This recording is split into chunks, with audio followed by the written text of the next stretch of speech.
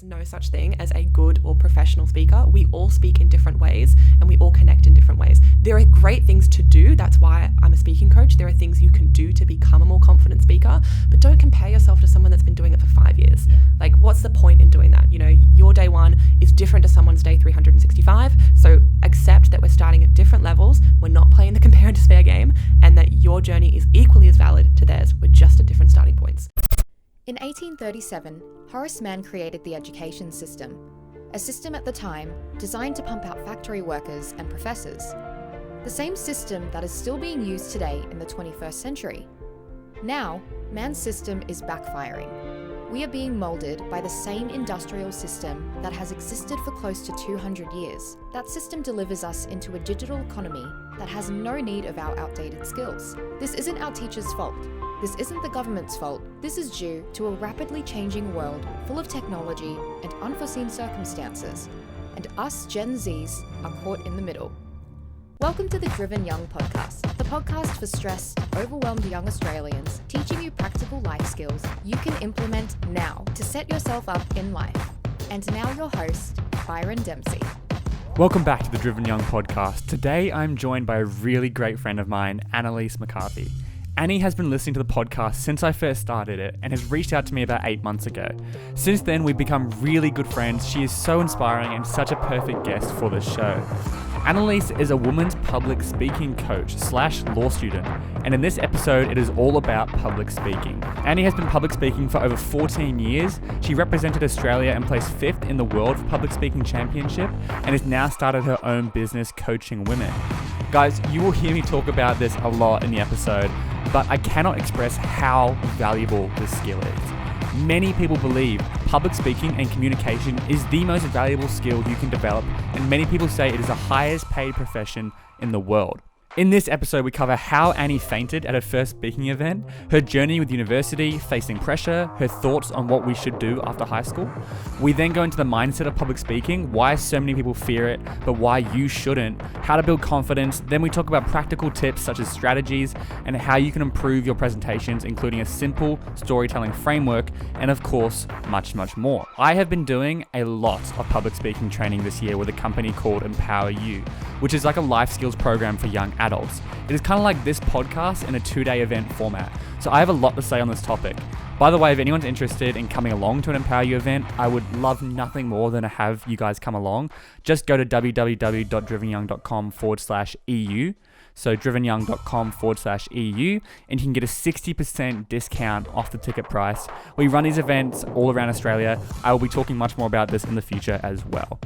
As per usual, please DM me and please DM Annie if you enjoy this episode. I know she would love to get your feedback and talk with you all. All the relevant links are in the show notes below. Now, over to Annie. Annelise, welcome so much to the podcast. Thank you so much for having me. Super excited to be here. Very exciting. You reached out to me like 6 months ago. Yeah. Maybe even longer. Slightly fangirling. Yeah. And I mean, we've become really good friends since then. Like Yeah. this happened actually quite a bit. Luke, Yeah. Nathan, all people have been on the show. Yeah. Dale sort of, different way. But these guys reached out to me and now we're like really close friends, which is very exciting to have you on today. We're going to do a whole episode on public speaking. So you're a women's public speaking coach. It's your niche. It's what you do. You've been doing it for like a decade, I believe. And we'll get into your story around that. So before we get into that, I just want to preference how important of a skill this is. Like public speaking, they say, is the highest paid profession in the world. Correct. It's such a beneficial skill in any industry, whether you're pitching, whether it's just having conversations with people. This is public speaking right now, the podcast. Yep. It doesn't have to be on a stage in front of hundreds of people. And so this is such an important episode, especially if you lack confidence or have some barriers around it, which most people do, because I think Jerry Seinfeld has that quote, number one fear is public speaking, second fear is death. Yeah, exactly. Something like that. That people would rather be in the coffin than deliver the eulogy. Yeah, that's it. At a funeral, they'd rather be in the coffin than deliver the eulogy.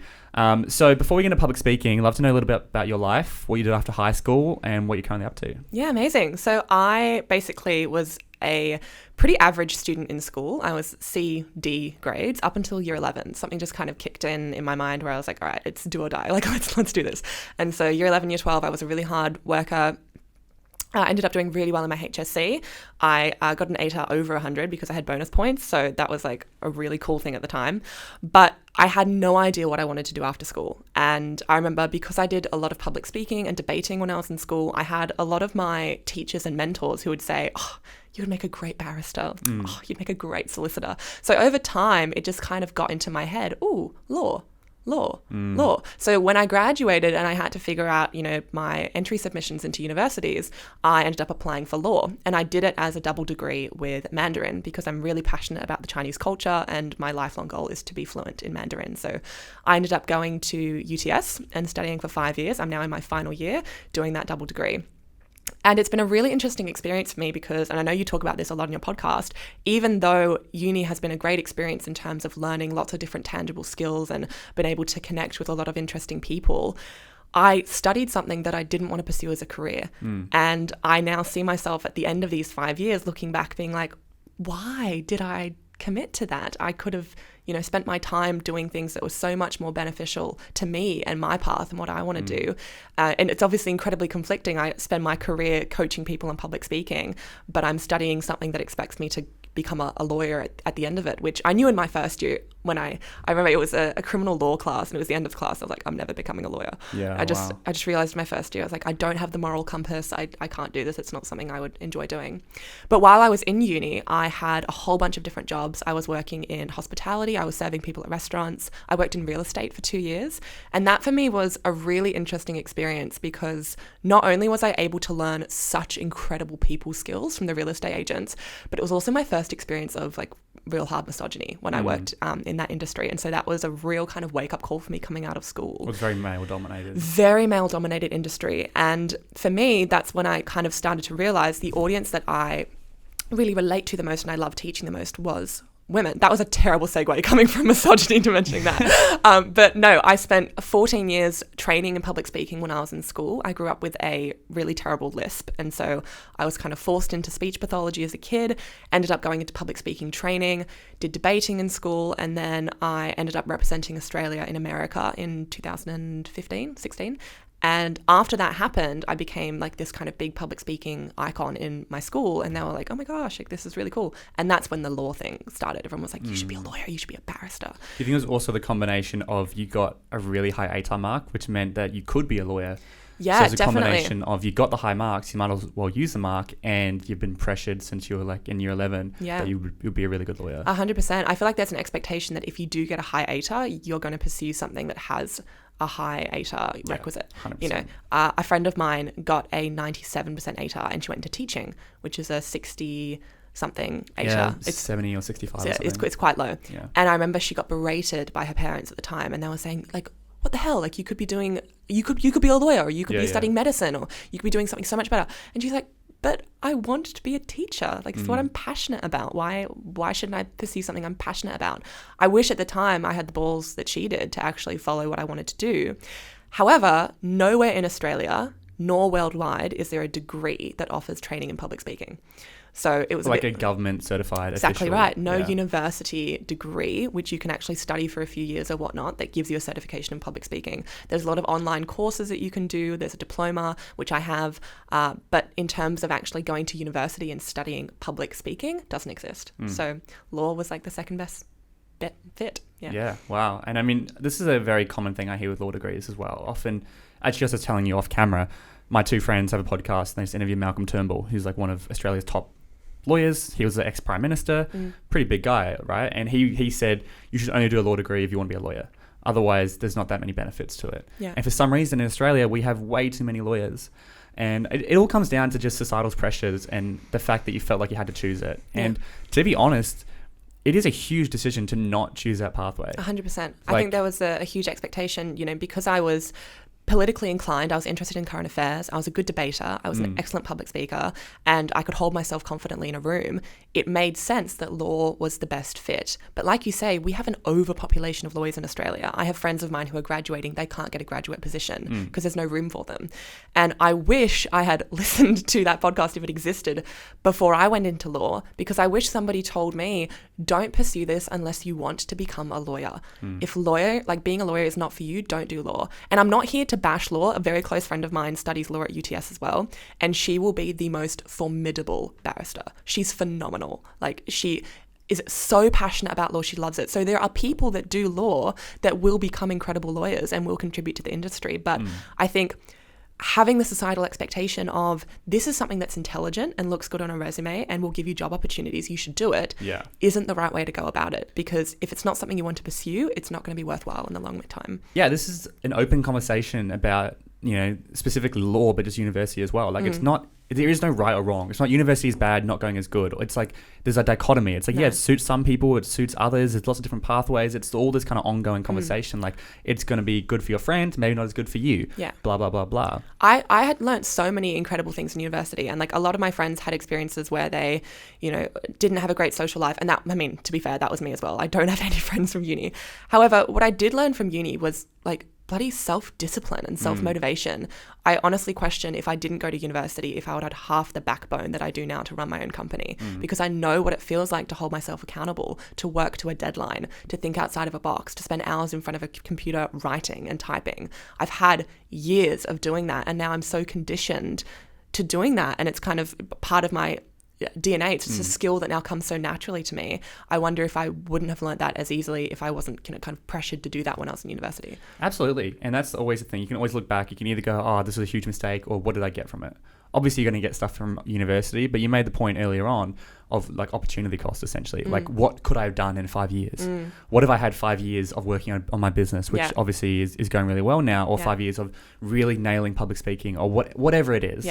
And that's my big thing. It's like, okay, yes, you can go to uni, or yes, you can jump into something, but what's the opportunity cost? So the funny thing is, the big opportunity for me was that the way that the degree was offered was that it was a 5-year degree, and in your 4th year, you got to travel to your major country for a year. So for me, that was China, because I was studying Chinese. So this is just the most crazy story last year. So basically, beginning of last year, my parents went through a really messy divorce. We sold our family home. I packed all my belongings into one suitcase. And at the time, I was in a really toxic relationship I tried to get out of, but I couldn't. So that ticket, that plane ticket, was my way out. That was my way away from my family, away from a job I wasn't enjoying, away from a partner I didn't like, just away from everything. And then COVID happened. Literally a week before I was supposed to leave, our borders shut. And I remember at the time just thinking, oh my gosh, like, what am I supposed to do? And so last year was the first time I had ever been in the unknown, right? I'm a huge planner. Everyone knows it. I'm always early, right? And I always do things by the book. So to be in an environment where I had no idea what I was doing, I had no guideline or rule book to follow, and it was just me, was terrifying. But I remember something clicked. I read a book called Millionaire's Messenger by Brendan Burchard, which for me was the life-changing book for me. That was the moment where I was like, huh. And he asks in the book, what's the one thing that people say, oh my gosh, you're so good at that. I wish I was as good at you as that. What's that one thing? And I realized the more I was reading that book, oh my gosh, it's public speaking. My friends all come to me for advice to train them for their interviews. I'm always asked to speak at events. I'm always relied on to train people before they have presentations. That's one thing I'm really phenomenal at. I have like over 14 years training. I have 5 years coaching experience. I have a diploma in public speaking. That's it. It's public speaking. And like, I love public speaking, so that helps as well. So last year in May, I decided, all right, I'm going to set up and make this a business. And so I had a friend of mine who worked in marketing to make me a logo. We had like a website. It was super exciting. But the funny thing is, even though I had all that in May and I'd bought my business name, I was ready to go, I didn't actually publish anything or post anything on Instagram or make my business live until November.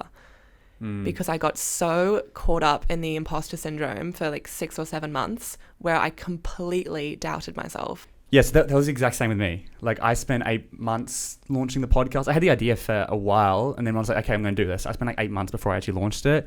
Realistically, like 2 months of that was probably actually planning, and the other 8 months was just me killing time, because it's super intimidating to put yourself out there to the world. Because it's essentially public speaking. And especially in the world we are with social media, I was like, as soon as I launch this, I know everyone's going to be talking about me, or what's Byron doing?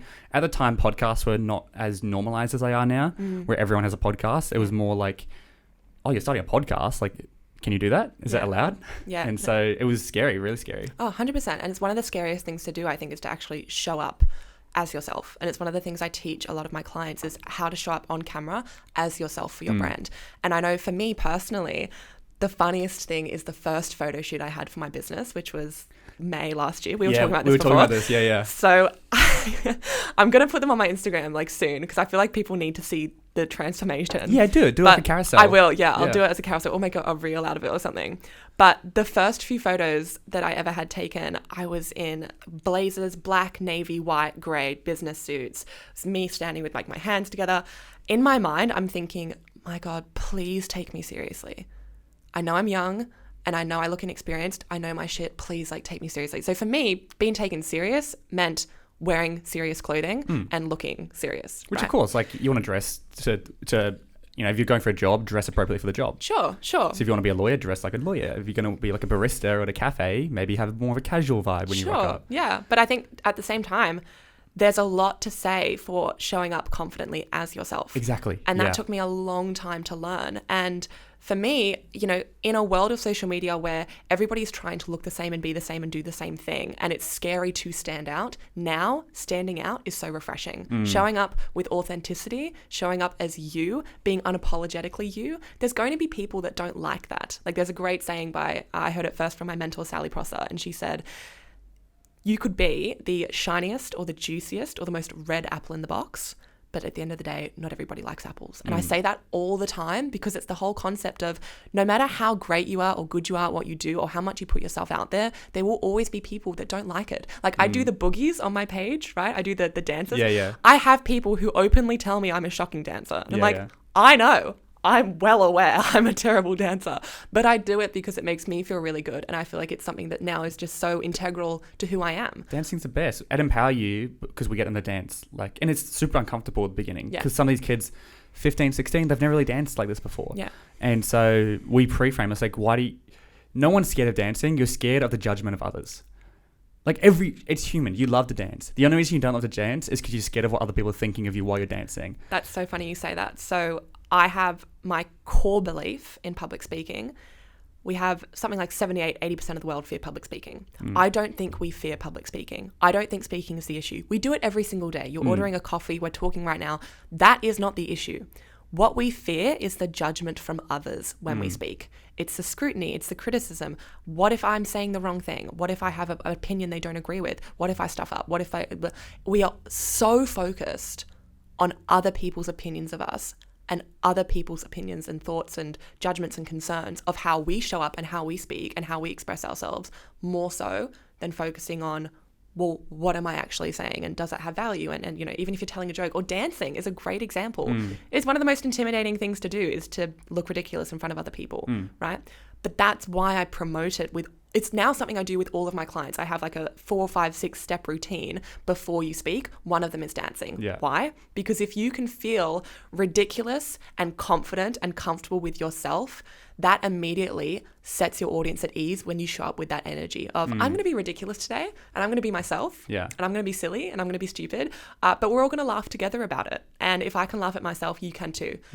Immediately for an audience, that is so disarming. And by the way, this is all happening subconsciously. The audience doesn't know this. No, they can just feel it from you when you're on stage. This isn't like, oh, she's danced before. She's very comfortable. Exactly right. No, it's one of the things I say that you can't fake is vocal energy. And whether you're showing up on a podcast or whether you're performing on stage, one of the things that people often really forget is actually to, even if they're so excited about what they're talking about, their vocal energy completely divots. So one of the ways to actually get that energy up there is to dance before you speak. You got all the endorphins rushing, the dopamine's going, you're feeling really, really good. You're going to be able to hear that. That's going to show through your voice then when you present. Yeah, lowers the stress. And it's funny because I've been doing a lot of presenting at Empower You, right? And we do a dance session before each section. So I just dance without, just naturally. Yeah. I was just I remember the first time I was doing it, I was really nervous. I was sitting up the stage, I was doing a dance. I was like, I'm just going to go dance. I was dancing and stuff. Yeah. And this wasn't because I heard you do it. It just happened naturally. And so the fact that you're backing this up And obviously it's very easy for me to do because I can just kind of sit in the back and do a big dance session. Yeah. But it just, did some dancing, did some breathing, really lowered the anxiety. Yeah. Because that's the big thing, right? You've got so much anxiety. Yeah, 100%. And the hardest thing with that is to actually get out of your own head when you do it. It's all inside your head. For me, I grew up with a sister, a sister I still have, who was an amazing dancer, right? She was a triple threat, singer, dancer, actor. And so when she became the dancer in the family, and I'm sure people with siblings can relate to this, she took the dancer role. So I couldn't be a dancer. Right, yeah. Right? Like when my cousin did rugby, right? So I was like, okay, well, I can't do rugby because that's like his thing is doing rugby, right? So she was an exceptional dancer. So to me, I never danced growing up because I realized I would never be as good as my sister. And so I immediately had ingrained that comparison trap of I can't try because I'm going to fail because I'm not as good as what she's doing. Yeah. And so from a kid, I had this mindset ingrained in me of I can't try something new because I'm not going to get it right first time. Yeah. And that's, I think, a huge byproduct I see from people like yourself who get really high marks in school, because it means they're now conditioned to go, oh, I'm really smart, I can do this. And then they enter the real world and go, whoa, this is not what school's like. I don't have teachers keeping me accountable. Yeah. My professors aren't keeping me accountable. They've got 600 students to look after. You're just one of 600. You've got to, as you mentioned, you've got to be self-disciplined. Yeah. And that's where that's what is actually the difference between a growth mindset and a fixed mindset. Yeah. Growth mindset 100%. is just when you think, oh, just because I'm not good at it doesn't mean I can't get good at it. And fixed mindset is you go, oh, I didn't pick it up instantly. Damn, I'm not good at it. Yeah. They say, there's the whole 10,000 hours rule. It takes you 10,000 hours to master something. And they say the 20 hours rule is if you can get 20 hours, that's when you're through the phase of like Just watching a TED talk on that. grinding. Yeah. Like that's the once you get through 20 hours, you've done through the phases of really learning, really grinding. Now you can actually start to improve and start to get the hang of it. But most people give up before 20 hours. Yeah. And I think a big thing with your sister is it's like, I would say, what do you mean? Why couldn't you be a dancer? Like, you obviously didn't want to be a dancer. You just wanted to dance. It's like, what does that even mean? If you just, that's the thing with hobbies I've seen people talk about on TikTok. You don't have to master a hobby. You don't have to be amazing at it to be a hobby. Yeah. You could just be a dancer who's average and you just like dancing. Yeah. And this is the funny thing about public speaking. You've heard me say this before. When you take an ordinary skill or a hobby or whatnot, you accept that there's trial and error that happens when you first start, right? So if you're baking or you're running or whatever it is, you accept that you kind of have to go through the normal process of going really great one day, not so great the next and whatnot to be able to get better at it. But for some reason with public speaking, we have such high expectations on ourselves and we place these on ourselves and we put so much pressure and stress and overwhelm surrounding this one situation. If we don't get it perfect or right the first time, we're knocked back. Yeah. And we think, oh, that was shocking. I'm not going to do that again. Yeah. But I hate to break it to you all, but one of the beautiful things about public speaking, and I truly believe this, it's an imperfect voice is a beautiful voice. And I would so much rather sit and listen to somebody talk from the heart who stutters and mumbles and fumbles all their way through it, who is authentic and genuine and cares about their message, than listening to someone who sounds robotic and disconnected. I would choose that over someone that sounds over-rehearsed any day. Yeah. But what people don't understand is that we have been conditioned to believe that to be a good speaker, you have to have everything right. Yeah. You have to have your pitch, your volume, your pace, your articulation. The list literally goes on. You have to get all of that 100%. It's not true because audiences primarily connect to authenticity. And fact is, almost every single time your audience wants you to win. Your audience isn't there going, I hope he stuffs up. I hope she fails. They want you to do well. Yeah. And like when I did the first talk, which is a 2-hour presentation with no slides or anything. So it's like, I've got to have all this content memorized. I've got to have the pacing. I had all that stuff in my head. I was like, I've got to have this. But then I kept telling myself, it's like, what's the worst case scenario? I forget a point. I tell them just turn to the person next to you and what's been your biggest takeaway so far. I get a minute to recover. Then I have a look at my notes. Okay, go on to the next point. Or I get up there and I fumble, I pull it back. All the kids are smiling. They want you to win. Yeah. And really, when it comes to public speaking, the worst case scenario is not that bad. No, it's not. Because you're not going to get up there and completely flounder. And you're not going to get up there and completely embarrass yourself. You might slip up a few times, but no one really cares. No one will notice that. I'm so happy you mentioned this. One of the things I always say, so I'm a public speaking coach. This is what I teach, right? got years and years of experience, considered an expert in the industry. Hate to break it to you, I fainted at my first speaking competition. I went to America to represent Australia in public speaking, and I forgot my winning speech halfway through, right? I had to present at a board meeting, and at my opening address, I spilt the water jug. Didn't go in the cup. Instead, it went all over the table, right? I was asked to panel a board to be a facilitator at an event. I forgot everybody's names, and I didn't have the sheet with me. And so it was that awkward, introduce yourself, right? Yeah. And I'm a public speaker. And I teach people how to do this, but I make mistakes, quote unquote, constantly. Constantly. But I'm okay with the fact that I make mistakes, because you know why? Funnily enough, me spilling the water on the table rather than in the cup was the most memorable thing of the event. Yeah. And people have never forgotten me from that. And when I went to America, I realized the reason I forgot my speech was because I put so much pressure on myself learning it on the plane ride over. Firstly, learned it way too late. Don't do that.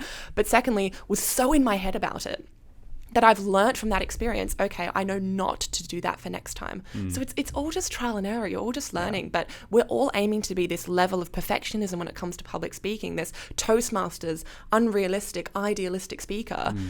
That's just, why? Yeah. And it is such a great point, because we do have that expectation. Like when you start riding a bike, do you expect someone to get on a bike and just go straight away? Exactly right. No, they have training wheels. They build up their confidence. They go to a bigger bike, and then they get better and better, and bang, off they go. And it's the same with almost everything. But for public speaking, we do have that expectation, or we put it on ourselves, where we go, I want to get up on stage and crush it. And it's like Martin Scorsese said, if your first draft doesn't make you feel physically ill, then you've done something wrong. If we translate that into public speaking, if your first presentation, if you look back on that and watch the recording, and if you go, oh my God, I was so bad, then you've done something right. And I do. I look back and I go, oh my God, I can't believe I did that. Obviously, still prepare, still learn and everything. Definitely. But you just got to get out there. You just got to trial and error. And that's, kind of transfers into everything, more so with public speaking. Oh, definitely. Like I say that with the work that I do, and this is why I call myself a non-traditional public speaking coach, I truly believe that almost 70 to 75% of all of my coaching is mindset related. Yeah. Not like tactics and practical stuff. No, that certainly comes into it. And I will teach you foundations on how to speak well and techniques to get you out of those scary moments where you forget things or whatnot. But if you give me someone who has grown up with a negative association with their voice and is surrounded by limiting beliefs on their abilities to perform, they won't speak well. If you don't address that to its core and you don't actually pull apart, okay, why is it that you think that? And why is it that you place so much value on your audience's opinions of you? If you don't actually take the time to break that down, you're not stepping forward on stage or on screen, whatever it might be, as your most confident self. So mindset is, like with everything, like you said, is huge. It's so important. And that's really, that's kind of what we've been talking about for the past 10 minutes. Like your relationship with public speaking, your mindset with it. Obviously, we'll get into some practical stuff soon, but it is so important that we understand that. And like for me, I guess I was lucky with my parents. I had incredible parents, and they say from 0 to 7 is when 95% of you is developed. Correct. 95% of who you are as a person is developed from 0 to 7. I find that hard to believe, but that's what the science says. And so it's like, wow, okay. So if you had negative references of speaking up or public speaking just to your parents or to friends or something, maybe you said something and you got made fun of, or that's going to really affect you as an adult, even 15 years later. I didn't really have that, so I always had this expectation. I was like, oh, I'm a confident public speaker. Yeah. Literally, when that money and finance talk, when I was to get up from Power U, I was like, I'd practiced it. I was ready to go. I was like, I have no idea if I'm going to get up there and crush it, or I'm going to get up there and forget everything I say. I had no idea. I was like, because I didn't have PowerPoints. It's the first time I've done a presentation without slides, and they're usually just for you to remember. Yeah. Like that's usually what you can flick through. Exactly. Oh, you're now up to this point. Like you don't have that. And you still have notes and stuff here and there. But I was like, for all I know, I'm going to get up there and completely bomb. And I didn't, and it went really well. But it's just, once again, you get stuck in your own head. And that's actually one of the things I say, which is a really good technique with public speaking, which is going against what everybody tells you, is actually don't practice beforehand. And the reason being, if you're going to perform, let's say you've got you're showing up on camera, you're doing a speech, whatever it might be, 10 o'clock in the morning. If from 7 o'clock to 9:30 you're 100%. Revising your presentation, you are subconsciously telling yourself, I'm not prepared. Yeah. The act of you revising your material and going over and over and over, despite how confident you may feel, is telling your brain, I'm not prepared for this. That's why I'm revising. So one of the things I say for people to actually feel confident before they present is do the prep earlier. So obviously, depending on how big the presentation is or whatever it is you're working towards, weeks, months, whatever it takes, it takes time. It's not going to happen overnight. So there's no such thing as over preparing. However, coming closer to the event, back yourself. Trust that you're going to be okay, and don't sit in the corner reading over your speech 1,000 times before you get on stage or before you're in front of the camera, because that's going to trick yourself into thinking, I don't know my stuff. I agree. And the subconscious mind is huge. They say it differs, but they say 90% of your mind is subconscious, 10% is conscious. Meaning subconscious is stuff you're not really conscious of. It's just happening in the background. And so you're saying that by preparing, you're subconsciously telling yourself, I'm not ready. I think the same goes with exams as well. 100%. Like for exams, I'm always like, no, don't stay up till 2 o'clock the night before. That's the worst thing you could do. Go to bed early, get a good rest, wake up early if you have to, and then maybe do a little bit of study, but just try avoid doing it the night before, or the morning before even is worse, because I didn't even think about that. You are subconsciously telling yourself, I'm not prepared. And I'm also, when it comes to public speaking, if we're getting a bit practical, especially when you're doing like long presentations like I'm doing, you can't memorize it, right? No. It's impossible. It'd take you months. You just memorize some key points that you understand well, and then expand on those. Exactly right. Never ever memorize something word for word. Like the way that I train people to write speeches is never in sentences. Yeah. And you should never write in sentences. It's unrealistic. Yeah. How can you expect yourself to memorize? It's the same technique that we were taught in school. Memorize, regurgitate. Yeah. Memorize, regurgitate. It doesn't work. And you're not actually learning anything. Exactly right. And so when you know your content, that's the first step, is actually knowing what you're talking about. If you're able to explain it to your mum, to your dad, to your friends, to somebody else, to allow them to understand the concept of what you're speaking about, you know your stuff, right? So know your content first. Then you break it down into structure. Okay, how am I going to open? How am I going to engage my audience from the beginning? Am I using visuals? Am I telling a story? Am I asking a question? Am I giving an outrageous statistic? What am I doing to hook them in at the beginning? And then you start going through your structure, and that structure is dot pointed so that you remember it. So rather than having 3 pages of paragraphs that's going to look, no wonder you feel overwhelmed. It's going to look so overwhelming. You're going to think, how am I going to learn this? Break it down. So let's say, for example, we're talking about how to bake banana bread. That's your speech, right? Yeah. The first thing we're doing is we're opening with a story of a time that we burnt banana bread. We're going to make it funny. We're going to relax the audience. They're going to feel engaged, like they can relate to us. They can trust us. We've created a good environment. Yeah, nice. The second thing we're going to go into is what ingredients you need. You're also introducing the problem. Exactly right. Yeah. Like, I burnt banana bread, so here's a solution. Here's a solution. Exactly right. Yeah, very good point. So the first thing with banana bread might be the ingredients, right? Now, rather than having written down sentences of, okay, so now I'm going to tell you about the ingredients to make banana bread, right? You would just know from all the times that you've made it, all right, you need eggs, you need butter, you need flour, you need sugar, you need bananas, preferably spotty ones, right? So you've got that. And then you go through your method. That might be your next bit. Now, if you know that you have to crack the eggs into a bowl, whisk the bowl, pour the batter into a tin, put it in the oven. I have literally never made banana bread, and I was able to do that. Yeah. So it's the whole idea of, you know your stuff. And do you know what else? And this is something I've discovered from watching Brent and Empower You. Literally, confidence goes so far, Yes. like to the point where it's like, I've seen him forget a point. He walks up, picks up the piece of paper, goes, oh yeah, that's next, goes back to the crowd. You don't even notice it because he's so confident. I do it as well. I'll be like saying something and I go, oh, I've just had a blank. I'll just walk over in silence, have a look at it. Okay, next point is this. And if you do it confidently, instead of going, oh my God, sorry guys, just give me a second, let me figure this out. Exactly. You just walk over confidently, look at the next point, move up. Exactly. Even with the banana bread example, if you seriously can't remember it, just confidently pull out the list and go, so the first thing we have is eggs, and just read through it on stage. Yeah. No one's going to question you if you do it with confidence. Yeah. So for people that maybe that's a big step and they're like, I don't know if I have the confidence to do that, a trick I always say is drinking water. So when you have that mental blank or you can't remember your next part, always have a glass of water when you present. And I say a glass, not a bottle, because you remove the awkwardness of taking the lid off. Yeah. But sipping water, firstly, isn't weird, right? You're a speaker. It's normal for you to rehydrate, and to want to drink water when you're on stage. But sipping that water, the time it takes to drink it actually gives you an opportunity to think about your next point. So for those that might not feel as comfortable or confident strutting out and, not getting weird about, what's my next point? If you feel that anxiety coming on, just take your water, have a sip, allow yourself to calm down, and then have a think about, okay, what's my next point? Well, what we do as well, and I see it all the time. If we're losing control of the audience, or you want to reset, or like switch to point, we just go, all right, take a deep breath in and out. Suddenly everyone stops talking because they're breathing in. It calms them down. Next point. Yeah. So if you lose them a bit, because sometimes we'll pull answers from the audience, they're laughing and stuff. All right, deep breath in and out. So next point. bang, reset. I love that, yeah. So there's little stuff you can do, and I'll talk about some more, and I'm sure you've got some as well. Drinking water is a great one. I didn't even realize I do that as well. Sometimes I just want water, but also it slows it down. An amateur public speaker, I find, will get up on stage and do everything as fast as possible because they're nervous. A good public speaker will get up on stage, they'll take their time, they'll talk with the audience, they're comfortable just picking up a water, taking a drink for 5 seconds, going back to the audience. Once again, no one's going to be like, why is he drinking water? It's totally normal. 100%. I think it's just accepting that we're all human beings. And like you said before, removing the thought that my audience is out to get me. They're gonna judge me. They have an agenda against me. The confidence, when you watch someone perform who's confident, they know the audience is on their side. They see it as a privilege to stand up and share their message with their audience. They enjoy, I have a platform today to teach people about something I care about.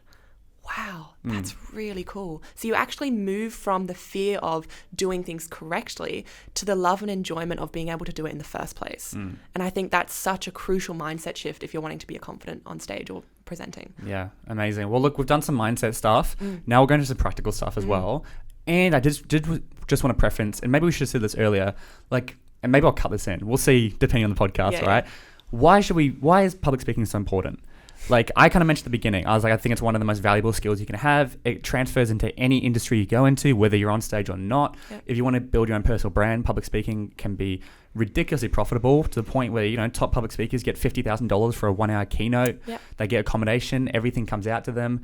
The impact you can have. That's another reason I wanted to get into public speaking, because as much as I love the podcast, you can just have a more personal and more of an impact in person. And you can talk to them afterwards, and it's just really beautiful. And so what are some reasons that you think people should be prioritizing this skill? Well, you hit the nail on the head. People connect with people. So if you can learn how to connect with other people, and you can learn how to actually create a connection with somebody just through your voice, that is immensely powerful. Now, it came out last year in a survey at the end of 2020 that the top 5 employability skills that employers are looking for, right? Number 1, communication.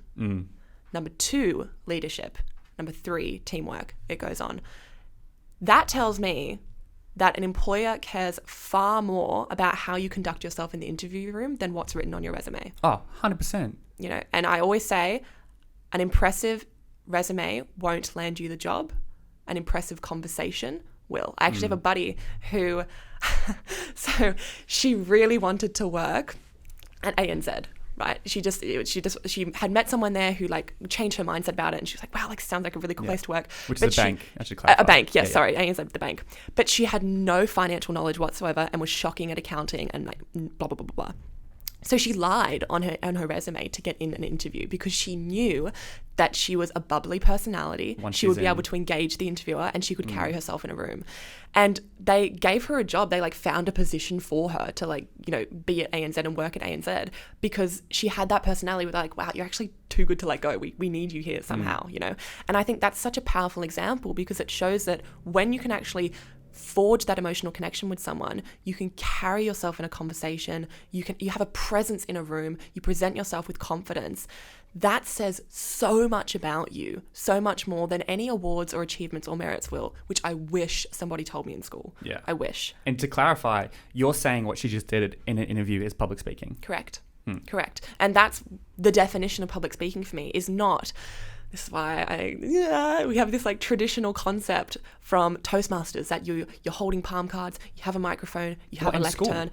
And school, exactly. You think about the first experience where you're graded on public speaking in school, you're standing up with a speech in front of the class, right? And that's called a public speaking assessment. Yeah. So we're trained that, so public speaking means to stand up in front of people, to be uncomfortable, and to have to learn something that we're not that passionate on speaking about. Well, that's the thing. You all have to talk about the same thing. Or you've all got to figure out something. And honestly, I wasn't that good at public speaking at school. I don't know why. I think it was, I just wasn't very lit up by it. The way they did it, it just was kind of boring. Once again, you had the palm cards and everything. Now I look back and I go, I could have had so much fun with that. Yeah. Why didn't I get into it more? And maybe when you're that age, you're not that interested in it, which is totally fine. Yeah. But I think there could be a way where you can make it way more exciting. Yeah, definitely. I think it's just important to remember that, like, we're all human beings, and a way that you're going to be able to really make an impact in whether it's your career path or where it's landing a job or whatever it might be, if you're able to create some emotional connection with someone, you can be memorable in some way. That has a far greater chance of you having some kind of door opened for you than just being really book smart. And I have countless examples of people I've met in university who dictate exactly that. In fact, someone I met in my first year, incredibly bright, so smart, was really shy, and she wasn't much of a talker. And one of the very first assessments we had to do for law was a speaking assessment where we had to deliver a summation on a case. And watching her talk was so disengaging. Her content was spot on. Yeah. She killed the content, but she was boring to listen to, and everybody switched off. And yet then you have someone come up who created this whole, fantasy scenario around the case and predicted what was going to happen. They made it exciting and interesting. Sure, their content might have lacked, but in delivery, they had the whole room in the palm of their hand.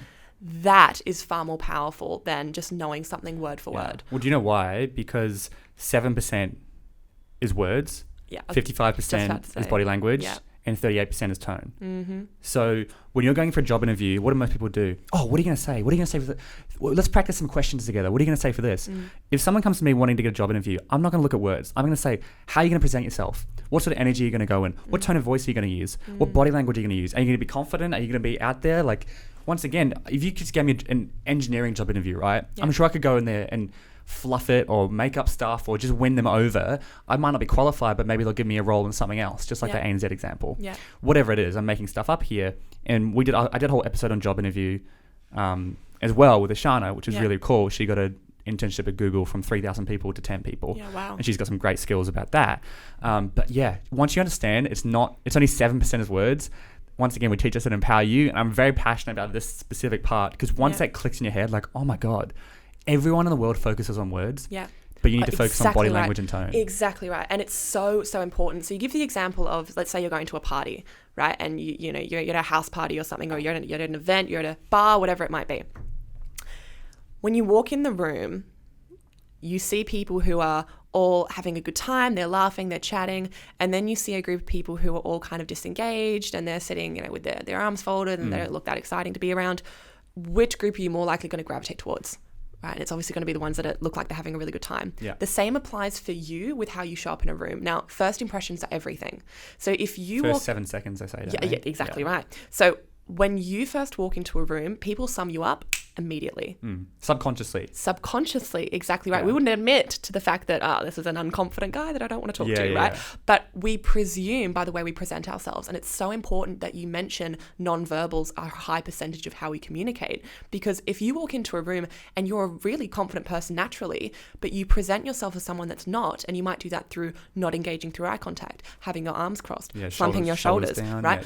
All those types of non-verbals that are sending the signal, please don't talk to me. No matter how confident you are as a person, no matter how great a talker you are, that signal has ruined your first impression. And smiles, right? Smiles go a huge way. 100%. Like if you walk into a room smiling, there's actually on how to win friends and influence people. And he did this section on it, and he had the example they used as some grumpy guy. The whole office knows he's a bit of a grump, and he learnt just smile. He's like, okay, because he felt like he wasn't that grumpy, but he put on a very grumpy persona. He walked in and he was smiling, and his wife came up and said, "Oh, what's wrong?" and then he went to work. He started smiling. He just kept smiling, and suddenly all his employees were talking to him, engaging with him, and like his entire life changed because he simply smiled. Body language. Another example is like if you imagine you see a dog, right? You could go up to that dog and be like, "Hey, buddy, how are you, stupid little dog? You're so dumb and so stupid. I hate you." He's going to be like, yeah, he's all excited. But if you put on an angry voice and go, "I love you so much. I love you. You're the best," right? That dog's going to be like, he's going to start put his ears down. He's going to feel, because dogs don't hear words. This is such a good example. All they hear are body language and tone, right? The same applies with humans. It's so true. Subconsciously. It's so true. The same applies with humans. Think of it like an audience of dogs. Yeah. Doesn't matter what words you say, because they don't. Obviously, words do still matter. It's still a percentage. Well, yeah. This is why text is often misinterpreted. Yeah. When how many times you send a text message and someone's like, "What?" Don't argue over text. You said what? And you're like, no, I didn't mean it that way. You don't get tone over text, right? So it's a huge way of how we communicate. Now, I was going to mention before when you talked about the first impressions, Easiest way to make a first impression. What is your response when someone asks, how are you? Oh my God. Right? I can't believe you haven't done Empower You yet. Because we do a whole section on this. Oh, do you? Yeah, oh my gosh, I'd love to hear your thoughts. We get them to, well, we just say, how are you? And then we get them to break up and go around and just say really crazy words like, I'm incredible. Yeah. Then we put a list of up on the board and we pick one, which is the word of the program. Yeah. And then for the rest of the program, whenever someone asks, how are you? They have to respond with this. I love that. And so it could be, what was the last one? I forget. It was, sick as or something. Yeah. Or we had one that was Love like it. fantabulous or really random words. Yeah. But the point is language, the language you're using, Exactly right. So normally someone asks, how are you? You would say, I'm Not bad. good, I'm fine, I'm not bad, I'm Yeah. all right. Who the hell's going to I'm remember busy, that? mate. I'm so busy. Right? Yeah, really busy. You know, it's a negative association with your own emotions. Mm. You have the power to completely change that. How are you? I'm absolutely spectacular. How are you? Yeah, They're yeah. like, what? Oh, okay. Why? Right? It's super disarming. We're not used to it. Like I was on Nat's podcast, so Officially Unofficial, and we were talking about this topic in terms of dating. Now, I remember this experience where someone had asked me, how are you? And it was the middle of winter. And I said, I'm as warm as a fuzzy polar bear. How are you? I hate myself for saying that. But that was a conversation starter and I was really memorable because of it, right? So actually presenting yourself as with the intention of, I want you to remember me. If you go into a room with the intention of, I want people to remember me after this and I want to be someone that they want to talk to again, that's going to subconsciously affect the language that you use and the way that you communicate. Yeah. Well, what you just used, a dating example, is great. Like imagine like on Tinder, if someone asks you, how are you? And they say good. How many people say that? Good. Yeah, I'm good, thanks. How boring is that? Same goes if you just ask, how are you? Yeah. Like if you want to stand out, don't say, how are you? Make a comment about them or say something fun. Exactly right. It's the same applies to when you first meet them, anyone really. Yeah. I rarely would ask people, if I'm meeting someone for the first time, I would rarely ask them how they are. Yeah. I would offer an impression. So either a compliment that's unique to them. It has to be unique. Exactly. It has to be like not, oh, you have like nice eyes or I don't know, whatever. Yeah. It has to be actually something that is unique to their personality. Like for example, I went to a networking event once and there was one woman in the room who I really wanted to get to know. I wanted her to remember me. So my intention was, I'm going to be memorable. And we'd circulated the room, I'd been watching her, I'd been watching how she communicated with other people. And she was halfway through a conversation and I grabbed her by the arm and I just tapped on her shoulder and I said, I'm really sorry. I just have to let you know, you seem like a really bubbly person. I can't wait to talk to you later on. Yeah, wow, that's good. And then I walked away. Yeah. And she approached me later on and then we had an amazing conversation. That is something that's unique and memorable to that person. And that's a nice compliment to receive. Wow, they've gone out of their way to tell me that, So I think that's a really important point that you made, is actually thinking about not only the first impression, but how do you make that first impression and how do you make it memorable? 100%. And so, I mean, that's just the importance of like public speaking is everywhere. But let's get into some tactical stuff. So I mentioned before, we do the deep breath in, deep breath out, lots of other stuff. A great other one we use is when you first get on stage, turn to the person next to you and say, you're beautiful. I'm so glad you're here. Yeah. Breaks your tension a bit. They're like, what? That's funny. Oh, they have a laugh. You just compliment them. You can do whatever. There's lots of different stuff that we use, but I'd love to know what tactics and like practical stuff do you teach your clients once they've got through that mindset and they're like, okay, I'm a confident public speaker. I'm ready to go on stage. Yeah. What advice do you use? How do I structure it? You mentioned dot points. How do I approach it? How do I practice it? What should I do when I get up there? Yeah. What do you talk about when it comes to that? Okay, well, let's take somebody that's preparing for a presentation, right? So let's say that they have a speech that they have to give in 2 months or so, or a month. So the first thing you do is, obviously, like you talked about, knowing your content. So it's about addressing the questions, why am I doing this? How am I going to do it? What do I want the main takeaway to be for my audience? Why am I doing it? How am I going to do it? And what do I want my main takeaway to be? So many people go into presentations having no idea what their intention is. If you don't know how you want your audience to feel or what you want them to think in your presentation or at the end of your speech, what's the purpose in doing it, right? Now, I always say, if you're giving a presentation, the ideal scenario is that everybody wants to listen to you, right? That's great. I don't care about those people. When I train my clients, I train them to address that one person in the room who does not care about them, doesn't care about their message, doesn't believe in them, doesn't trust them, doesn't want to listen to them. That's my ideal audience member. Why? Because if I can convince them, I've Yeah. got everybody in the room. So stop trying to cater your speeches to people who want to listen to you and start writing it from a perspective of, all right, how do I convince one person that doesn't? Yeah. Because if you've got that one person, you've got the entire room. That's actually a really powerful point. Like, I just want to drive that point home. Just sorry to interrupt. No, don't. But I'm just like, really listen to that point. Like, everyone's, okay, they want to listen to me, so I'll tell them this and this and this. That's great, but you need to go deeper. Maybe you have to go more simple. You're going to make it as simplified as possible. Yeah. They say a big reason Donald Trump won his campaign because he speaks at a second grade level, which means people just understand him. And so, for example, going back to Empower You again, half the room doesn't want to be there. Yeah. It's really tough. Yeah. The first few hours, we've had kids, literally, I'm like multiple times, we'll go up to them and say, hey, so how did you get here? Oh, my parents said we were going on holiday and they dropped me off. So we've got kids who thought they were going on holiday. Now they're in this bloody workshop and we have to deal with that. Wow. Like, how tough is that? And so it's like, it's really challenging, but it means as a presenter, you've really got to just hone on those few people in the room who don't want to be there and really try to give them a good experience. And it's really important is putting yourself in your audience's shoes, right? Now, no matter how amazing your speeches or your presentation is, the reality is no one wants to sit and listen to someone talk. Yeah. Like, unless you're Tony Robbins or like Steve Jobs or someone really influential. Yeah. If you're just your average Joe that's, sure, you've got a great presentation, you're really passionate about it, your audience at the end of the day probably doesn't really want to be there. They want to go and eat lunch and whatnot. So how do you get them to stay? How do you get them engaged? And this is where the hook or your opening is so, so important. So those things that you mentioned before of tactics of getting your audience to become engaged with one another, doing something physical. With me, with every masterclass workshop I do now, everybody has to stand up and we dance for a minute. Yeah, before you get into it. Before we get into it. I don't care how uncomfortable it makes you. The more uncomfortable, the better. Yeah, I yeah. relish off it, right? And it's been interesting doing it over Zoom for people because obviously you're in your room watching people dance on a computer. It's a very different environment to when you'd be in person, right? But for me, that's really important because if I am the speaker, I'm the presenter, I'm putting myself in a situation where I'm giving people permission to feel ridiculous, permission to be uncomfortable, and permission to all do it together. From the get-go, they trust me. They find me funny, hopefully, because I dance ridiculously. And then they want to listen to me and they want to see, all right, well, where's this going? Okay. Because you have to presume that from the get-go, like, firstly, why should your audience listen to you? Like, who are you? They don't know you from a bar of soap. Why should they trust you? Who are you to tell them how to live their life or save money or do this or do that? What do you know, right? So already they're skeptics. So I have the 3C method that I use in the first, say, minute to 2 minutes of any presentation. And that's the first thing you want to do is connect. So that's your hook. How do you establish connection with your audience? The second C is credibility. Why should we listen to you? Why should we trust you? Tell me why I should believe you. And that's establishing your credibility, the experience that you have, the work that you've done, how you actually are here today and why we should listen to you.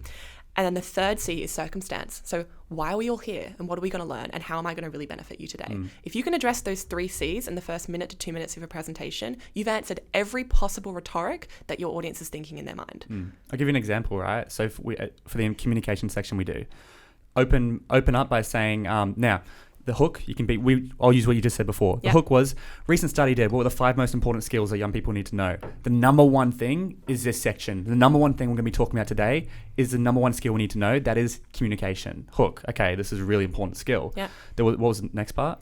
Credibility. Yeah, then you can, credibility, then you go into, so off the back of this section, and we say this, off the back of this section, we had a graduate, she graduated the program, and 3 weeks later, she wanted to get a raise, and she'd been trying to get a raise for a while. She used these communication skills. She was pitching for a $2,000 raise. She ended up getting a $10,000 a year raise. Credibility. So it's like these skills work. And then what was the third one? Circumstance. Why are we here? I mean, that's different because I've been here for a day and a Yeah, half already. exactly right. But then you could just go into, so why are you here? You're here because you want to better yourself or Yeah. because you're lacking whatever it is. Amazing. It's such a good example. Well done. And that it's, showing how that works practically is so important. Yeah. So people know that it's actually easier said that, like, it's easy regardless. Said than done. It's I'll easy. give you another example. Right? For the money and finance section, Yeah. get up on the stage. Who here wants to be a millionaire? Hands up. Who here wants to be a multi-millionaire? Who here wants to be a billionaire? And you just make a joke. Oh, okay, don't get greedy. A little bit of laugh, whatever, right? That's a little bit of a break. Yeah. Today I'm going to be teaching you in this section how you can become a millionaire, how you can become financially free. Blah, blah, blah. The secret is it takes time. The secret is you're young and it takes time. It's not going to happen overnight. And that's like a 2-hour presentation, but that's a little hook there. Yeah. And that's a classic one when you talk about money, right? Yeah. But just think, how can you apply that? There's lots of different strategies. Actually, the hand raising one, there's a lot of psychology behind that. If you can get them to raise their hand 3 times before, like as you're opening, it's a lot of psychology behind them, like participating. Yeah.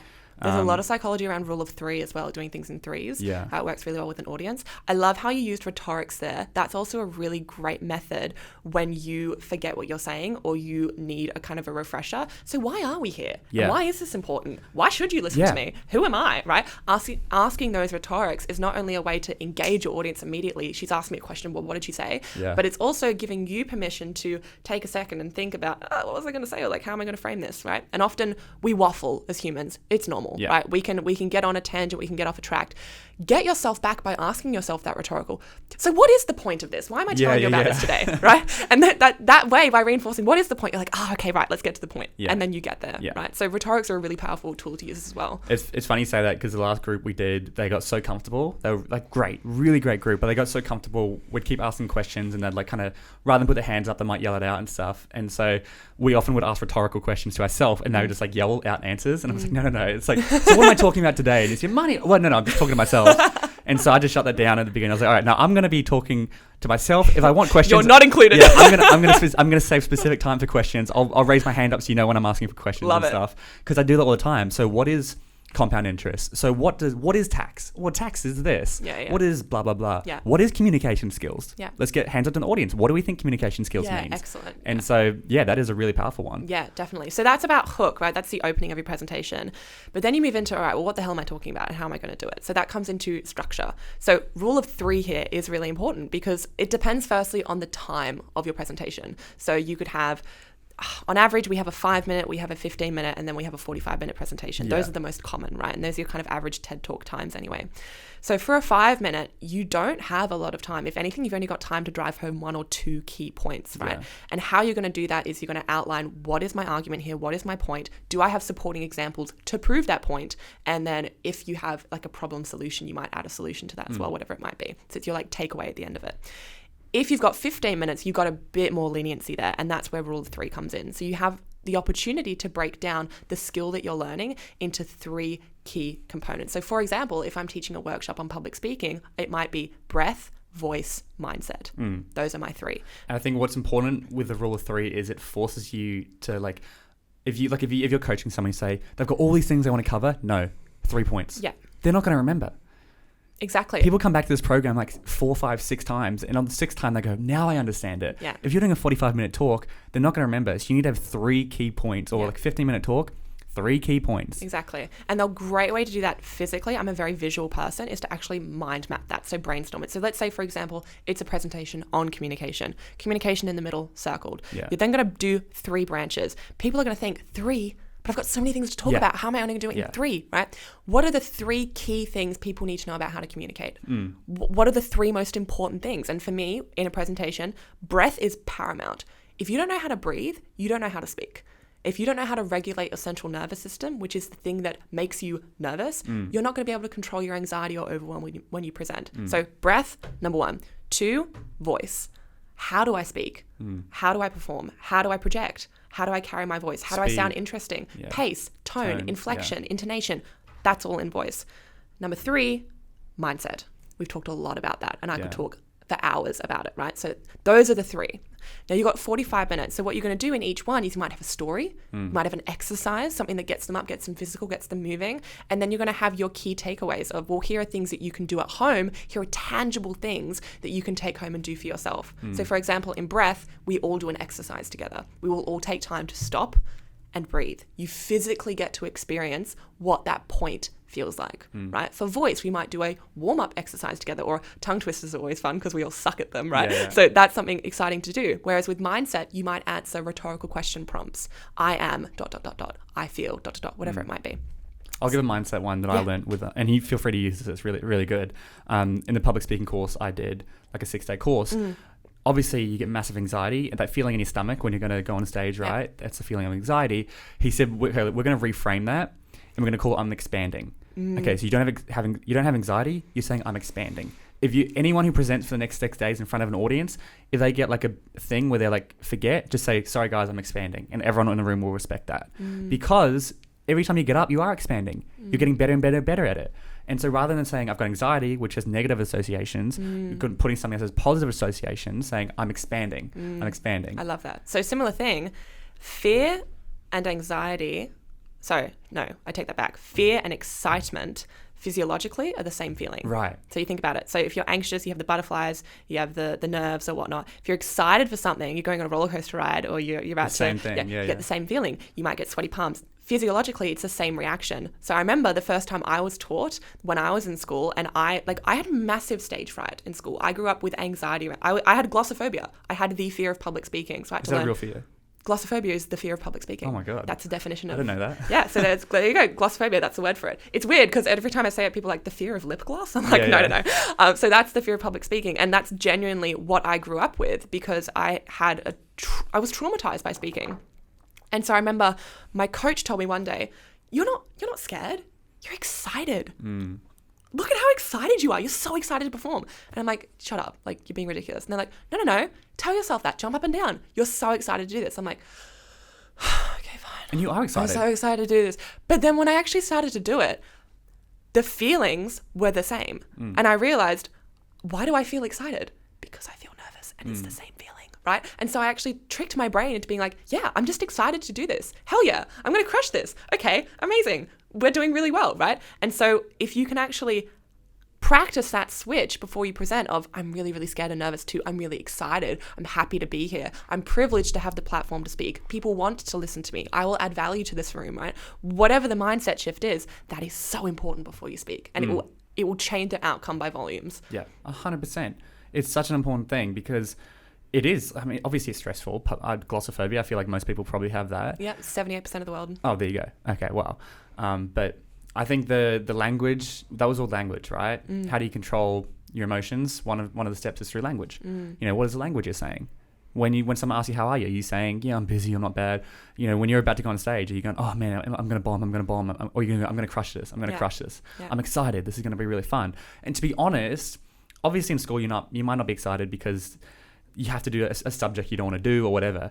But once you have your own brand or you're at work or something, you should be excited to present this content. 100%. I'm always so excited to present this content. Yeah. And you should be. Like, it's amazing content. The important thing to mention as well, though, is I talk a lot about mindset. Mindset can only get you so far. Yeah. For example, if you genuinely haven't prepared and you're telling yourself beforehand, I'm going to crush this. Yeah. The reality of that happening is not as high, right? So obviously you want to set yourself up for success. You do that by making sure you're well prepared, knowing your material. You know it by being able to explain it to other people. Have I structured my speech in a way that I can know what my next point is? I know my dot points. If you're able to, you know this. PowerPoints are phenomenal when presenting. Visuals engage the audience. Dot points help you remember what you're saying next. So we do flip charts. Yeah, exactly. We have I think at the end of the event, we have 60 flip charts on the wall. Amazing. Or maybe 50 or something. And so we just do all drawings. We use shapes. They draw in the book. We give them 4 or 5 colors. So because colors stimulate different, creates creativity and stuff. Yeah.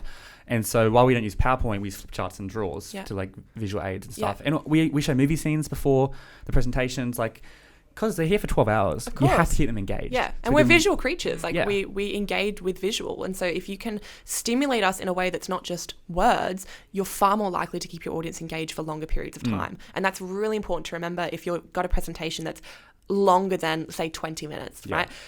If you're walking into something, you're sitting down for 20 minutes, it's not that bad. You're like, okay, it's only 20 minutes. I'm going to learn something. It's going to be good.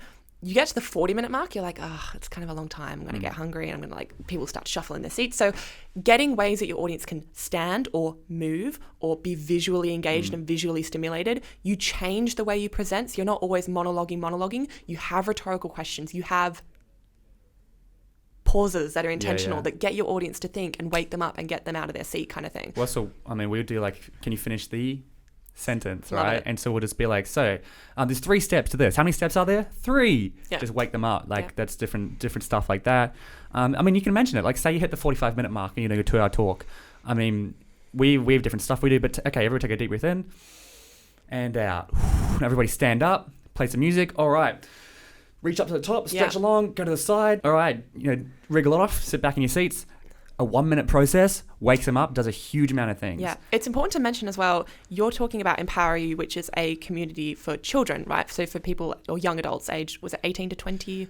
Younger, 15 to 20. Right. Yeah. But these skills still apply to adults. And I want to make that adult event as I well. want to make that really, really clear, because Yeah. I have a feeling people might be thinking like, oh, this sounds like just for children. No, I do workshops for women that are aged, 25 to 50, and we are still doing these things where you're getting up and you're moving and whatnot, because we're human beings, right? I've said that a million times in this episode.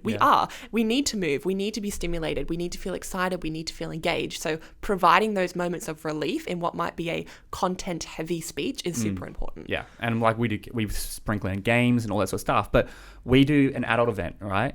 The exact same thing. Everything, even the content. We teach the same content. Wow. There you go. Most of it. I mean, we change it. We do a few different stuff here and there. Yeah.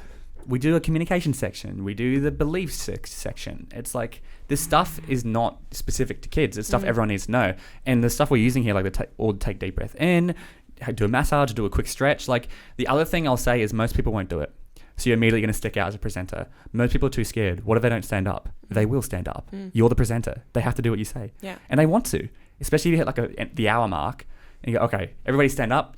Turn a person next to you. I'd go turn a person next to you in 30 seconds. What's been your biggest takeaway?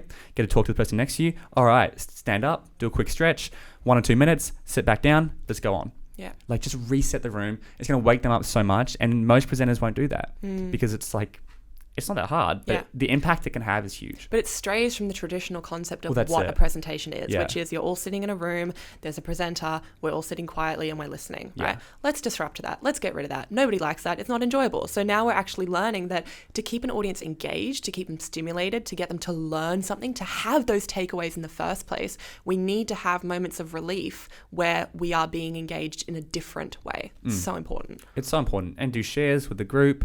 I love the turn to the person next to you because it just gives you time. Okay, you got to meet the person next to you, so you break the ice. You can just say, what have you learned? Oh, I thought that point he said was there. I thought this point was really cool. All right, back into it. Yeah. Little tricks like that you can do. I've done one where it's you have 1 minute to find 3 things in common with the person next to you. Yeah. So you have to really quickly tell your story, like where you grew up. I like chocolate. You don't. My favorite color is pink. You don't like pink. Okay, got to find something else, right? Yeah. And it's a really quick way to not only practice your own communication skills in an environment that's non-intimidating and non-threatening, but it allows you to actually feel as one with the people around you. Like being an audience member can be very isolating. Often we feel like we're just sitting there listening and it's quite boring, but creating a space and a platform and an environment for your audience to actually integrate with one another and interact and get to know one another, you get this sense of comradeship, of community, and you're like, oh, we're in this together, like we're all learning. And it's great. And I think as a presenter, you are in a power where you can give permission to them to talk to the people next to them. Yeah. Give permission for them to connect, so it's not just sitting here isolated. Yeah. Because that's traditional public speaking is like a professor, and it's going through numbers, so flipping through slides with way too many dot points, and it's very boring. It's like, why does it have to be like that? It can be so much more engaging and so much more fun if you get creative with it. Definitely. Wrap everything in stories. Always tell stories. Yes. Like I think that's a crucial part of presenting. Everything has to have a story in it. I use stories for everything. I remember when I did the money and finance section, we do a whole section on delayed gratification, and I've got like 4 stories on delayed gratification. One's around Call of Duty, one's around Avengers Infinity War with like Marvel characters, one's around a caterpillar, and then one's around the marshmallow experiment. So it's like it hits everyone. And like you should see the kids when I talk about Call of Duty, like, oh, what they wake up. Or like you mentioned Marvel or something. Who here's seen Avengers Infinity War? Oh, I have. Yeah. Who's your favorite character in it? Oh, cool. All right, here's a story about it. And all these stories tie into that main point. Yeah, this is such an important point you make, being relevant to your audience. So depending on the audience that you have will dictate the content that you use, but actually finding touching points, touchstones, examples, stories where your audience is like, I know that. Or like, I get that. Or I resonate with that is super, super important. Yeah. So I was just going to say as well, keeping on track with the practicality things of voice, really important. We're talking about long presentations. What's the pre-game to the presentation? And one thing I feel like I have to mention because I'm a speaking coach, you can't speak for a prolonged period of time if you don't warm up to do it. So just like an athlete, if they're going for a really long run, they wouldn't run cold. They'd stretch their legs, they'd stretch their calves, they'd kind of feel prepared for the run. I need to do that. I don't do that. You have to. It's the same as speaking. Now, Tony Robbins is a really good example. He spent his entire life speaking. And he has such a hoarse voice, right? And that's because he admits for the first 25 years of his career, he didn't have a pre-speaking routine. It changes everything. So how you do that involves breathing to relax your vocal cords. So actually starting by making sure your neck and your chest are not tight or kind of constrained. Then going through warming up the vocal cords. So we have resonators in our face. So we have these, it's gross, but we have these hollow cavities where sound bounces around. That's why when people speak and they have a voice that carries through a room, they're speaking by activating their resonators. That's what that sounds like. So to warm those up, really simple. What's your favorite song? Anything. Hum it. And you can do it while you do your boogie. Killing two birds with one stone. Have a dance and hum the song while you're doing it, because the humming is the friction of the vocal cords rubbing together, and that's going to warm up your voice. There's so many different exercises you could do. A lot of them we learn in school choir, right? Like moo ma ma me meow me, like High School all Musical. like all those exactly. All those ones, they have merit behind them, right? They're activating your plosive, your consonants, your dictators. So there is merit to those kind of ridiculous warm-ups, but having some kind of routine before you speak, really important. Don't have dairy. At least 24 hours before you present, don't have dairy. Really? I'm a big advocate of this. A lot of the time, we get frog in our throat when we have milk, cheese, chocolate, because it creates a film over our vocal cords. Sorry? No chocolate? No chocolate. I know, because it has a film over our vocal cords, and often when we present, that film gets thicker as we speak, and that's what causes it. Sorry, guys. Right, yeah. And I've seen a million people do it. And I asked them, what do you have before? And they're like, oh, like spaghetti carbonara, like something like really like milky or cheesy. And I'm like, nah, don't do it. Like it's, wow, okay. Yeah. So try and avoid dairy before you present as well. And surround yourself with people that are going to get you in a good mindset. So this applies the same with any exam. One thing I learned my first year of university, I stood outside the exam room, never again. Yeah. Never again. Oh, because mate, I'm I was so screwed for this so exam. psyched out by everyone saying, did you learn what the last chapter was? And I'm like, what last chapter? And they're like, oh my gosh, we had to learn what the last chapter was. You haven't learned it, and blah, blah. It completely psyched me out. So the same before you present, put yourself in an environment where you feel really good. And that might be for some people putting on music and getting in their own headspace, meditating even, whatever works for you. But try not to surround yourself with people that are going to psych you out, because that's going to really affect your game when you perform. Yeah, no, that's a great one. And it's every exam you go to, that's the language people are using. Yeah. Oh, I'm so screwed. I was up till 2:00 last night. Yeah. Oh, yeah, did you do this part? No. Oh, what about, do you know the answer to this question? I hope that's not in the exam. So I learned in first year, it was really cruel. Fourth years would play tricks on first year, because sometimes you do the same law's weird. You might do the same subject with people that are in their third year or fourth year, because people do their degrees at different times, at different speeds. So I had a taught exam, and I was standing outside the exam room, and I didn't realize it was a fourth year because I don't have a name tag that says I'm a fourth year. Yeah. But they were coming around asking people about a specific taught concept. They're like, hey, I really don't get this. Can you explain it to me? And we're all like, I don't know that. Where was that in the... And they're like, oh, didn't you get the email last week? Like they told us we had to... Intentionally going around and psyching people out in an attempt to get them to perform better. Like it's just toxic. But anyway... The point of that being, make sure you're in an environment where you feel really good and supported before you present, particularly if you're new to speaking and you're a beginning speaker. Being in a headspace and in an environment with people that are going to make you feel really good is really important. Yeah, 100%. But yeah, I think this has been really good. A lot of practical stuff there. Is there any any quick practical tips that we missed and you wanted to get across? I would say... Yeah, so if you're someone that is opening up to question time at the end, people really freak out with question time, and it's something that often should be included at the end of presentations, because it gives your audience an opportunity to talk and interact and engage and actually ask you as the presenter questions. A lot of people freak out by that, and they're like, what if I don't know the right answer? What if I don't know the right response, right? If you're in question time and someone asks you a question and you don't know the answer, first repeat it back to them. Right? So let's say you ask me, how do I project my voice in a big room? Also, you always want to do that, because unless they have a microphone, probably most of the room didn't hear them. Exactly I right. hate when presenters miss. It's such a rookie mistake. It's so true. Let's say I'm the presenter and I ask you in a room full of 100 people, and I say, what's your question? And you say question, and I just answer it on the spot. Yeah, other people haven't heard it. No one else knows what's going on. So you say, so the question was blah, blah, blah, blah. So here's what we go, blah. Okay, so while you're saying the question was blah, blah, blah, blah, blah, you're giving yourself time to figure out how you would answer the question. Now, I'm also a big advocate of, if someone asks you something really left field and you don't know the answer, there is nothing wrong in saying, hey, that's actually a really great question. I don't know the answer to that right now, but I'd be happy to get your details and get back to you, or pass it on to the administrator and she can contact you later about that. There's nothing wrong with saying that. Yeah. We can't know everything, particularly if it's a question that's quite, left field. Some audience members can try and trick you up or whatnot. So there's nothing wrong with saying that. I have to do that so much in the money and finance section, because when you've got a 15-year-old and a 20-year-old, the 20-year-olds or 19-year-olds might be asking really advanced finance questions that I know aren't relevant to the audience. So they'll be like, oh, what about crypto? What are your thoughts on Bitcoin? I'm like, mate, I'd love to talk about that right now, but we don't have time. Come up to me at the back or something. And I do that all the time in that section, because I always get really advanced questions. So what about negative gearing when you're doing property?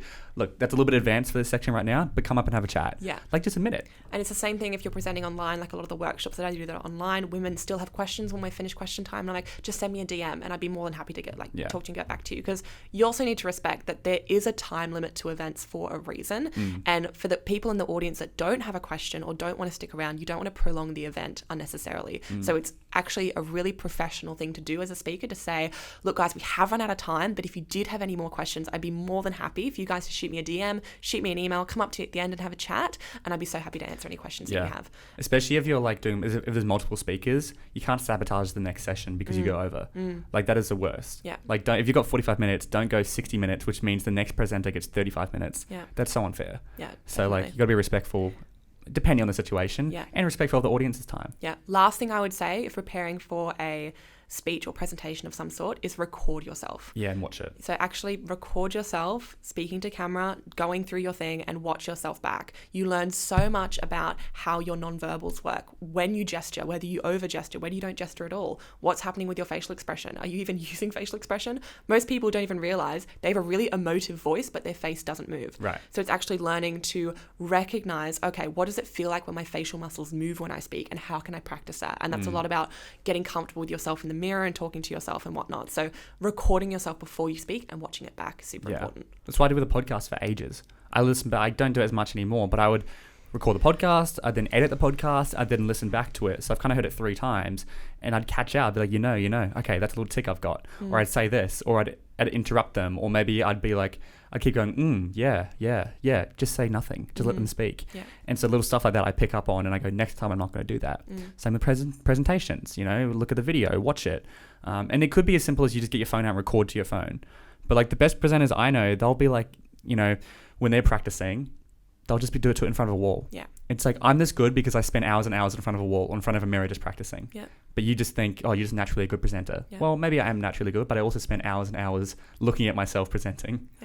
So I think that's a main takeaway from today, is there are so many beliefs and stereotypes and stigmas surrounding presenting, speaking, what makes a good speaker. Get rid of them all.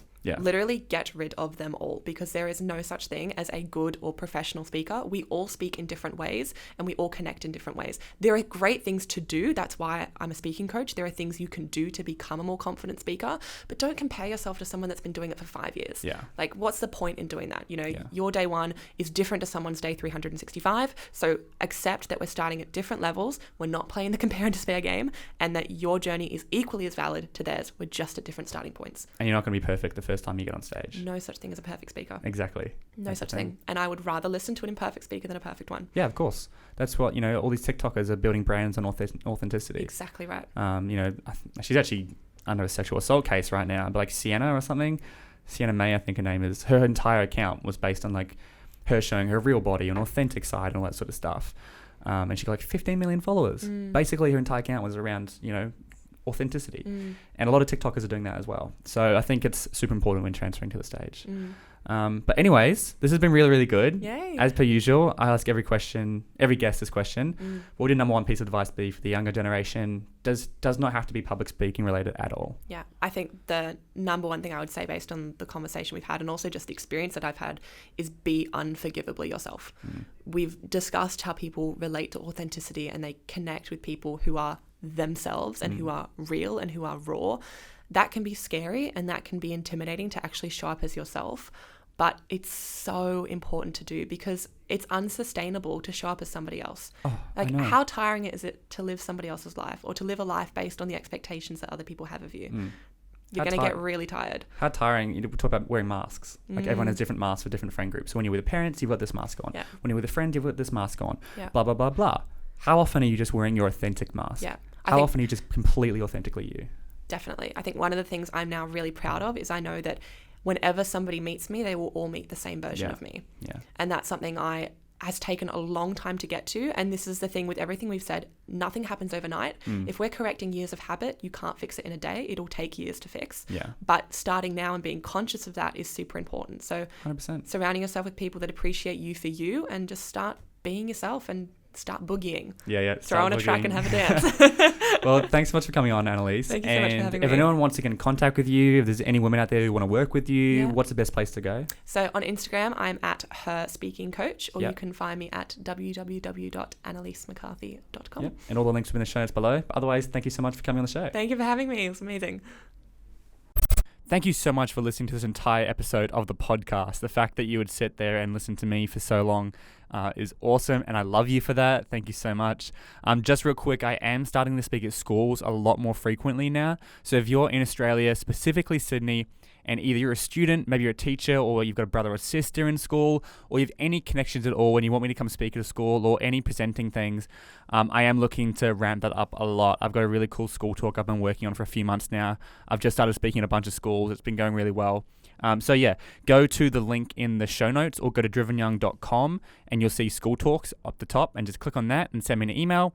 Otherwise, figure out any way to get in contact with me. I've also got the Sexual Assault podcast, which is now live with Brent Sanders. Go check that out. It's called Consent and Consequences. That is a Driven Young Productions podcast. It's something I'm very proud of. So there's lots going on. Definitely go check it all out. Otherwise, thank you so much for listening to this entire episode, and I hope you enjoy the rest of your day and week.